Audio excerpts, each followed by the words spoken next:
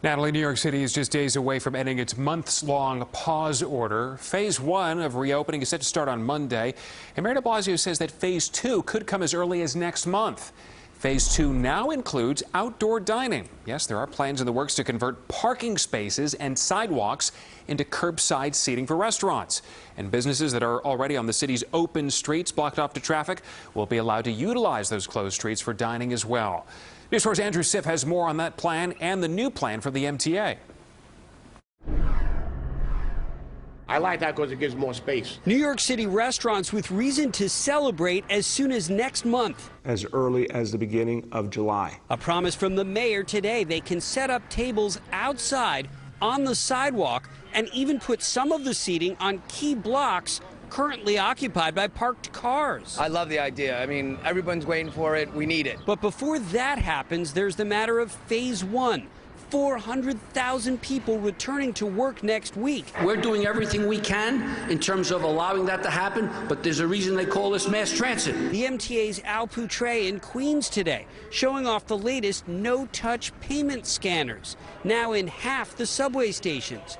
But riders are worried about how they're supposed to socially distance on a train. It does make me nervous, but I think it's a necessary evil. There's so many people that have to work, that have to go to doctor's appointments. And the MTA said next week, while there will be full regular service, they'll still be closed from 1 a.m. to 5 a.m. They want employers to stagger shifts during the day, and there's an unspecified plan to monitor crowding. With so much uncertainty and the city still packed with protesters night after night, to what degree is day one of reopening New York City Phase 1 at risk? Phase 1 continues on pace, period.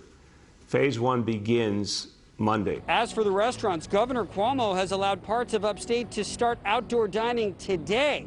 For New York City, the mayor has indicated it'll be the beginning of July. In Astoria, Queens, Andrew Siff, News 4 New York.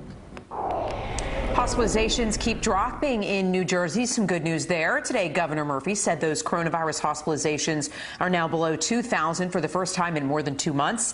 And the number of total positive cases in the state now tops 162,000. Sadly, the number of deaths is close to 12,000. Connecticut has now surpassed 4,000 deaths from COVID-19.